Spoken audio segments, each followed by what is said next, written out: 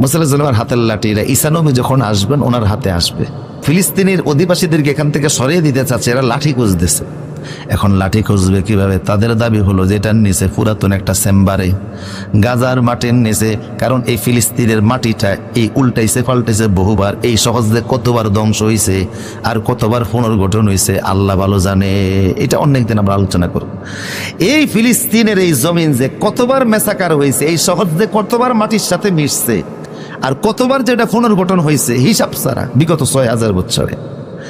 তো ওদের কথা হলো যে ওই যে 586 খ্রিস্টাব্দে খ্রিস্টপূর্বের সময় এটা ফিলিস্তিনের ওই জেরুজালেমের মাটির নিচে আছে, এই জন্য তারা বিশ্বাস করে লাঠিটা সেখানে আছে। তাই তারা ফিলিস্তিনের অধিবাসীদেরকে সরাইয়া লাঠি খোঁজার জন্য চেষ্টা করতেছে, লাঠি তারা বের করবে। আমার প্রিয় সৌদি, তারা চেষ্টা করলো, লাঠি পাবে না, কারণ লাঠি নবী মুসা নবীর হাতের লাঠি, ঈসা নবীর হাতে আসবে, কারো কাছে আসবে না।